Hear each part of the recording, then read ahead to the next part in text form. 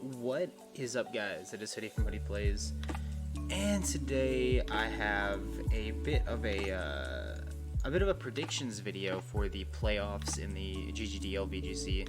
As you guys know from the last video that I put up that was Pokemon related, it is playoff time. We did get the bye.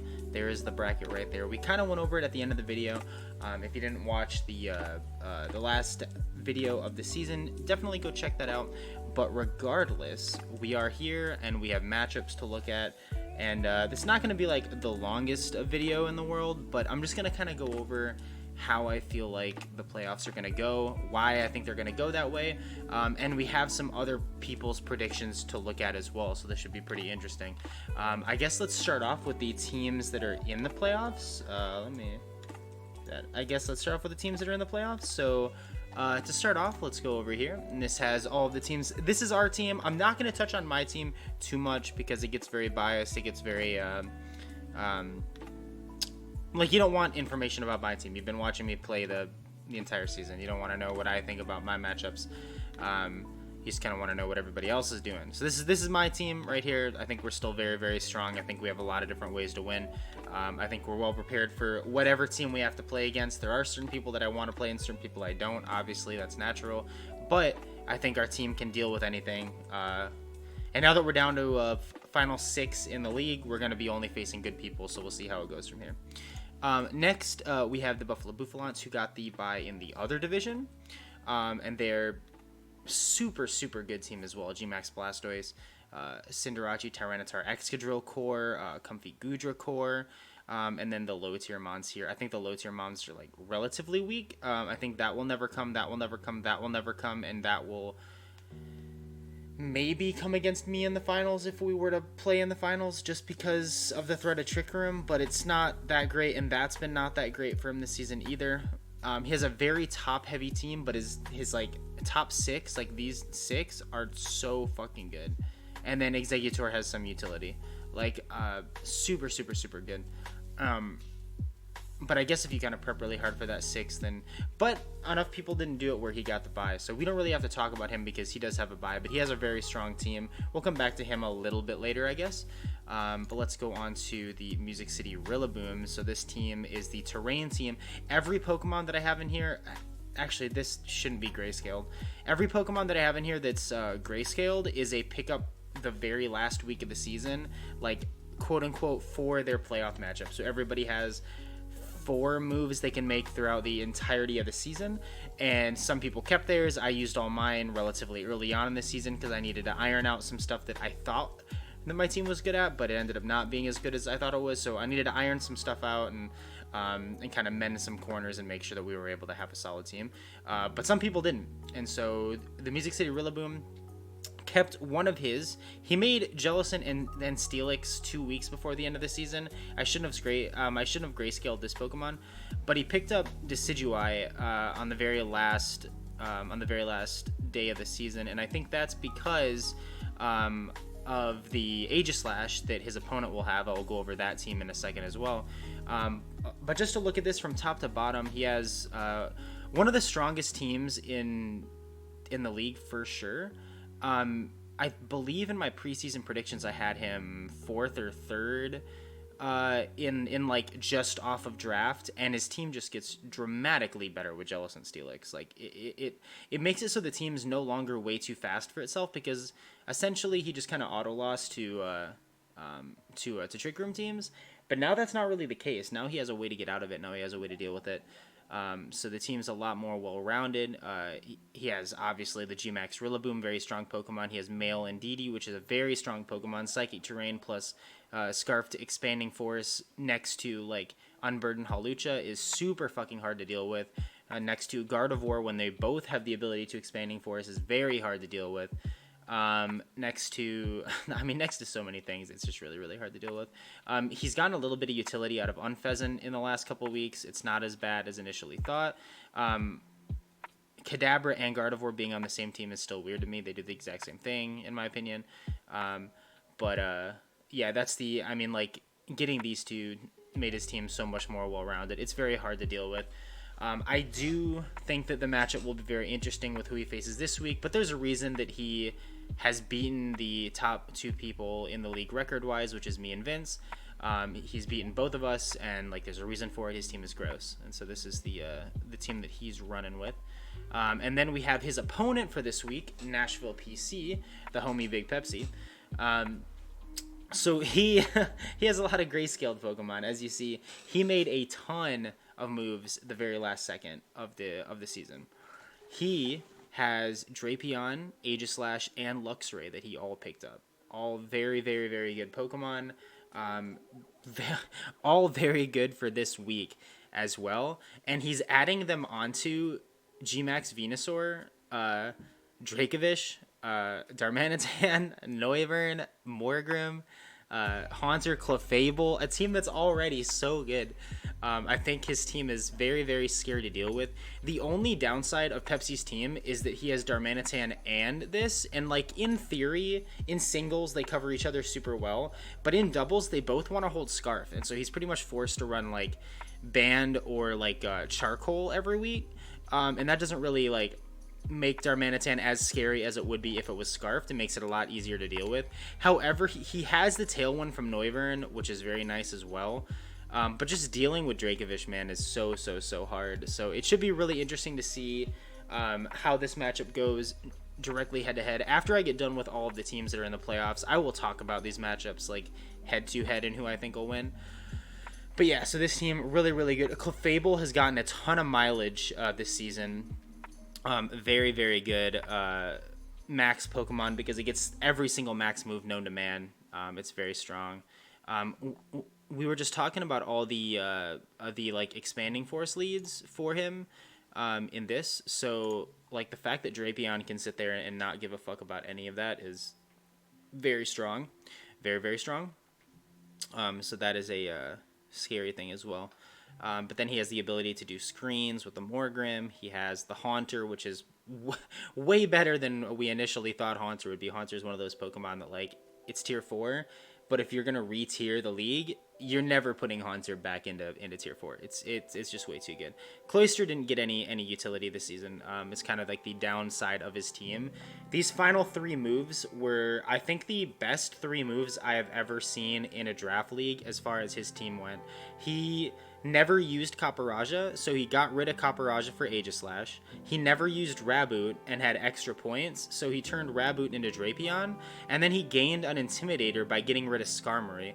Like, to be fair, for these 3 moves to be that good, he had to have 3 not very good Pokemon on his team to begin with, which like kind of sucks, but yeah, so he was able to turn those 3 on the last week of the season into 3 Pokemon that are really, really good. His team really needed an Intimidator, and it really needed a Dark type, and he covered both of those as well as gaining Aegislash, which, yeah, super gross.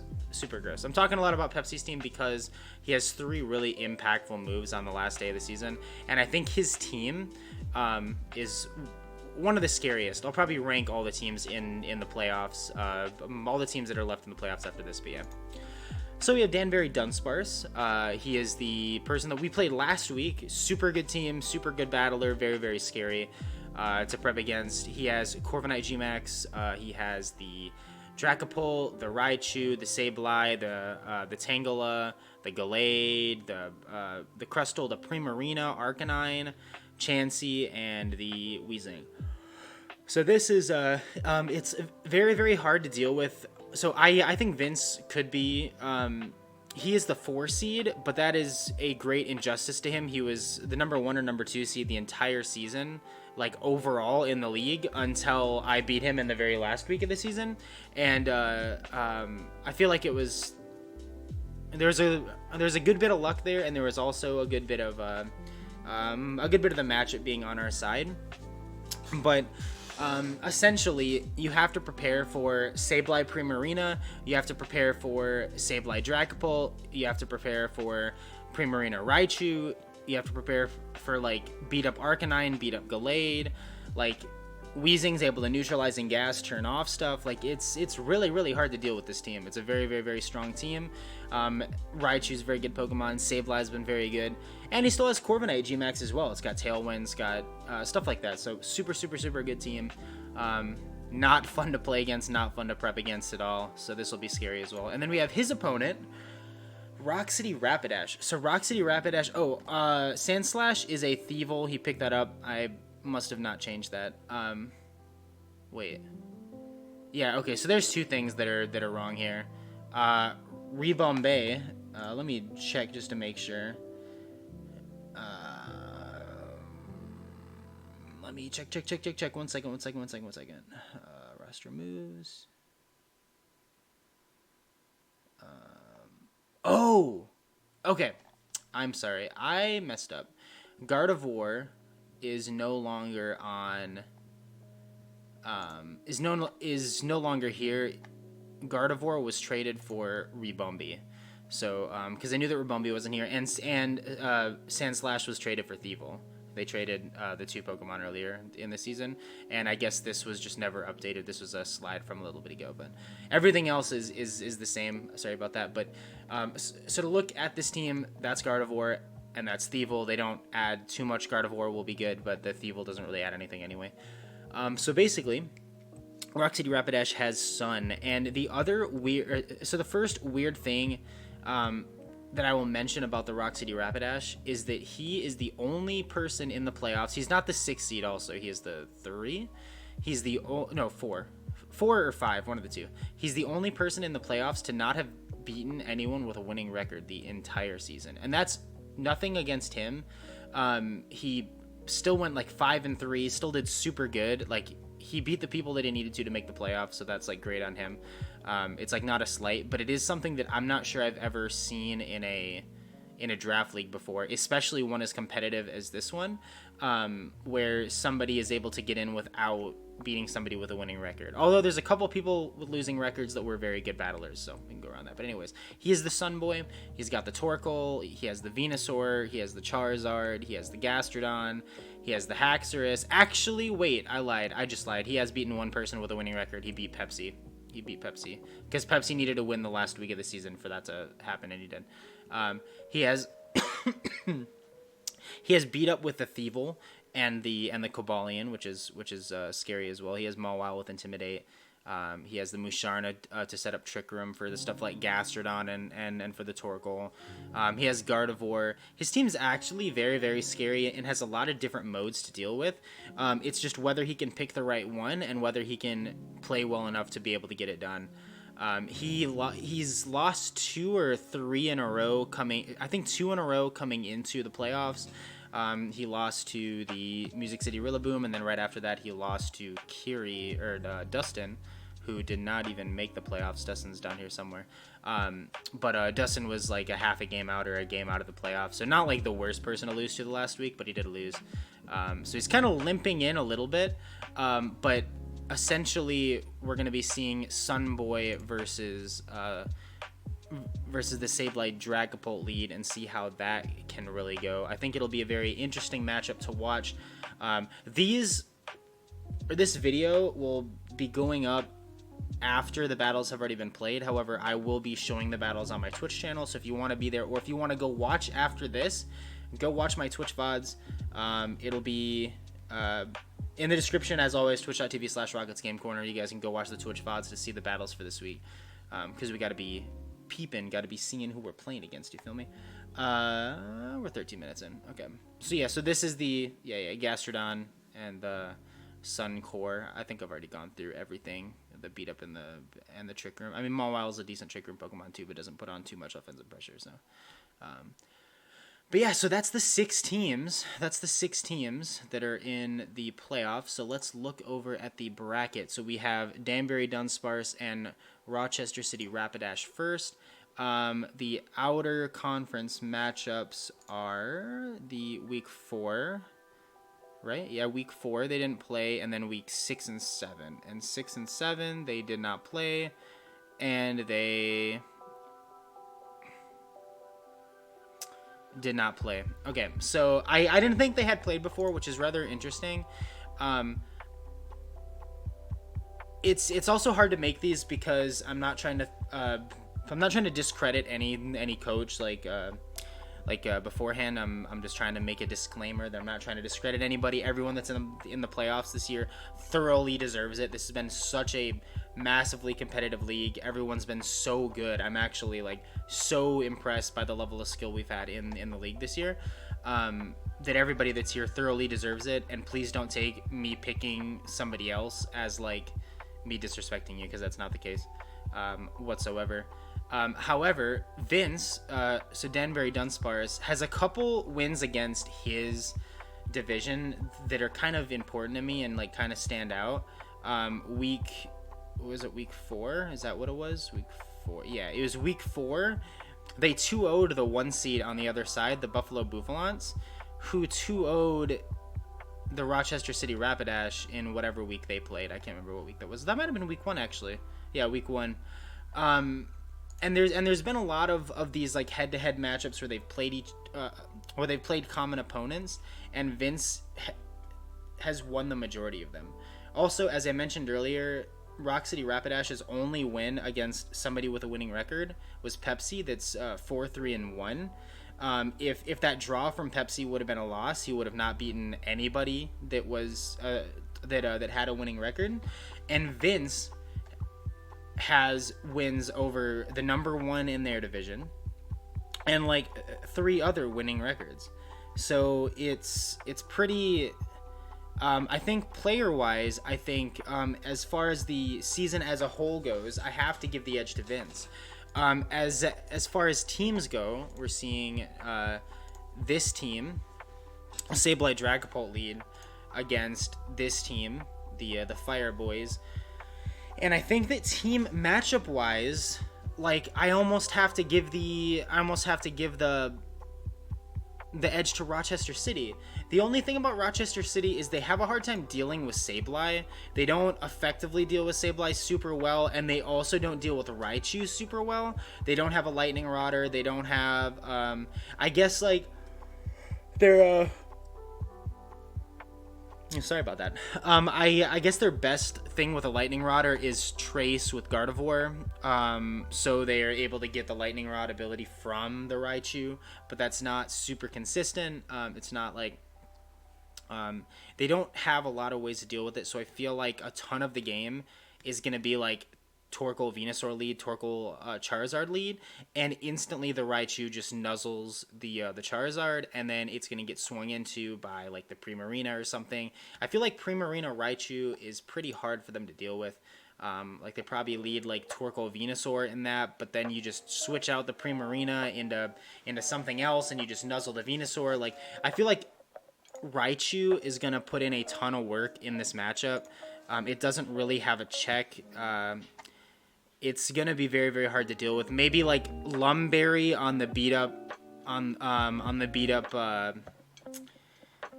this dude, the beat up Cobalion. So you Lumberry on the beat up Cobalion, so you don't get paralyzed. So you get your beat up off, and then you like max Rockfall into the Raichu, so you can kill it with the Rockfall and then break the Sash.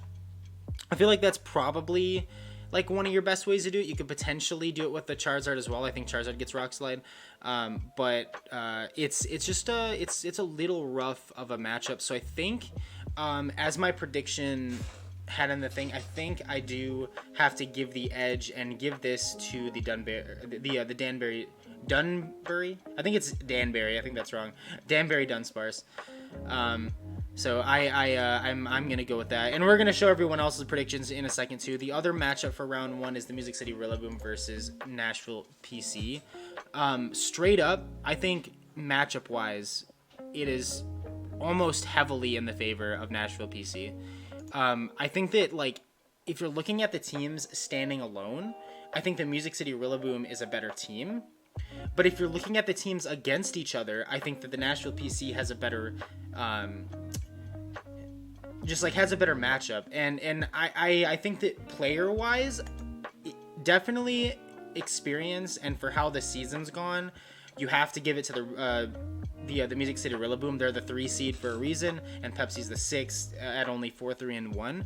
So I think player wise, I have to give it to the Music City Rillaboom. And then matchup wise, I have to give it to the Nashville PC. So this is going to be super, super hard for me. I don't know. It's all going to depend on the 6 that Pepsi brings versus the 6 that Rillaboom's brings. It's honestly going to be really, really interesting. I think that Luxray like puts in a ton of work. I think that Noivern puts in a ton of work. I think that Gmax Venusaur like is so fucking hard to deal with. I don't even know how you do. If you're the Music City Rillaboom, tell me what on here beats Gmax Venusaur with Drapion lead. Like that loses. Like I don't think there's a lot. And if you're able to just kill the Indeedee at any time and you have Gmax Venusaur in the back, like it's a wrap. Like there's just nothing else that's able to contest it. I mean the Kadabra, I guess. Potentially this, but it gets Earth Power. Like I think potentially Dynamax Hawlucha, but even that kind of loses, and that especially loses if he brings Luxray and just intimidates it and then one shots it. But yeah, so I think it's super super hard for me also because Pepsi is like one of my better friends, and then Chase is also one of my better friends, also my roommate. I live with Chase, the coach of the Music City Rillabooms. So it's incredibly hard for me to choose.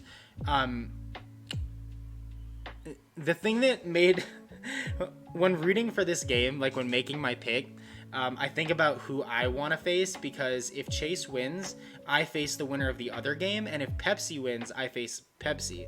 And I think as a competitor, as much as I love Pepsi, I think I'd rather play Pepsi. We drew in the regular season, and I wish we would have had a game 3. I wish that things wouldn't have been the way that they were in our regular season game. I wish we would have been able to play it out, but there was just no real way to do it. So I really want the run back, and we lost to Music City Rillabooms early on in the season. I think we have a way better matchup now, but I think our matchup is still worse against him than it is against Pepsi. But yeah, so I think if I were to bet with my head, I would bet Pepsi. If I were to bet with, like, if you made me put money on it, I think I would bet Pepsi. If you asked me who I wanted to win and I'm not in the playoffs, I think I bet Chase. So this is really, really hard. That's where it'll stand with me, because this is such a hard matchup for me to call.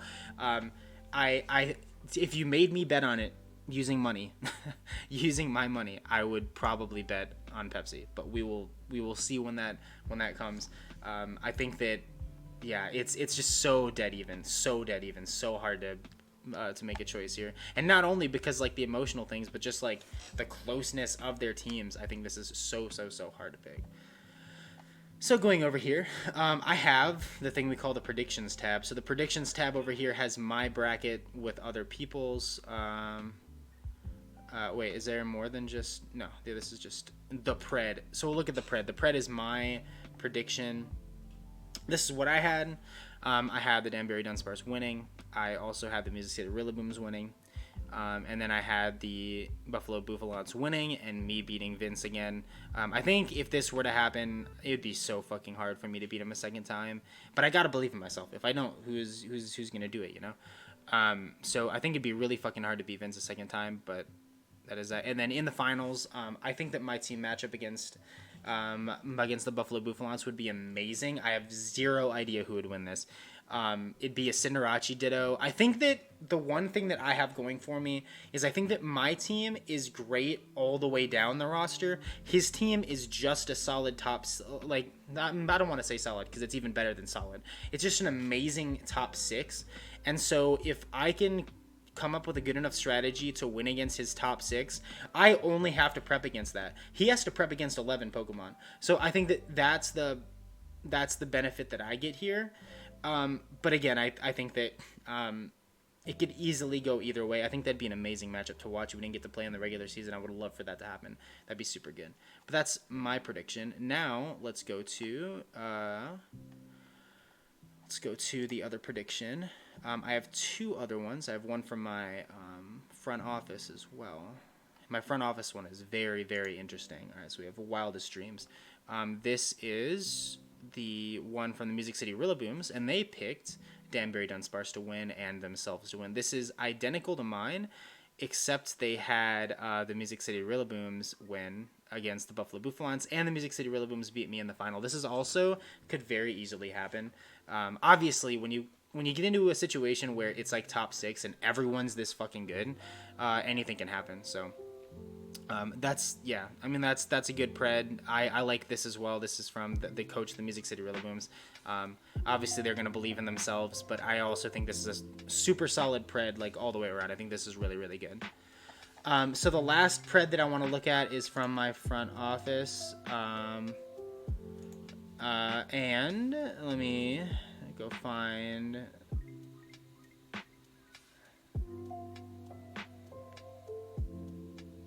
Here we go.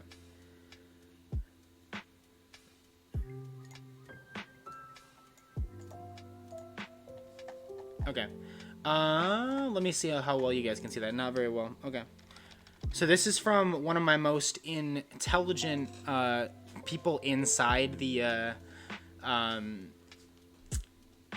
inside my coaching staff, and they made this prediction solely based off of teams. So solely based off of like the individual compositions of the teams and not off the player at all, just who they thought would win matchup wise. And so they obviously agreed with me that Pepsi has the team matchup against Music City Rillabooms, and they agreed with me that Rock City Rapidash like has the potential to win this matchup as well. I'm not sure how they assumed that they would deal with Raichu, but they assumed that that would be the better team there. And then against me, I fully agree that Rochester City Rapidash would have the team matchup versus me. If we were to play, I think their team is very, very scary, very hard to deal with. I think that mine and their teams are two of the only teams in the league. I think there's like 3 teams in the league where you got to prep all the way down the board to like the bottom tier Pokemon. And I think that both of us are there. I think that PC is also there. And I think that the Rillabooms now are like almost there. So I think that those 3 are like, and then the 4th there are that way. So I can definitely see why they would choose Rochester City Rapidash over me. And they chose Nashville PC to get the run back against Buffalo Bouffalons. And with the moves that Nashville PC made at the end, I can 100% see this. This could definitely happen if Pepsi's able to play up to his top potential. It could definitely happen. And then the Rochester City Rapidash and the Nashville PC in the finals, and they told me they would bet on Nashville PC to win in that scenario. Earlier on in the season, it's actually interesting, these two played, and the only reason that Nashville PC lost in the regular season was because he misclicked on a move with Dracovish. And if he wouldn't have misclicked on the move with Dracovish, he would have beaten Rochester City Rapidash, and then would have been 5-3.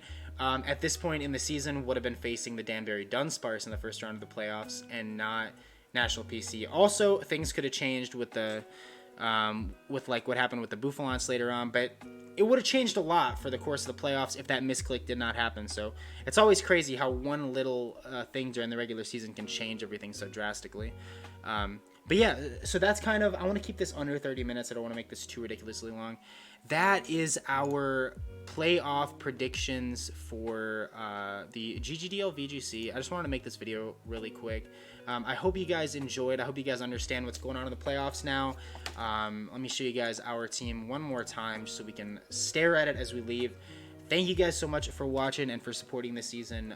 The season's been so much fun. The battles have been so much fun. I'm going to keep fighting hard for you guys, trying to win, and hopefully make some good content on the way. But thank you guys for watching. I appreciate it. And yeah, I'll see you guys next time. Later.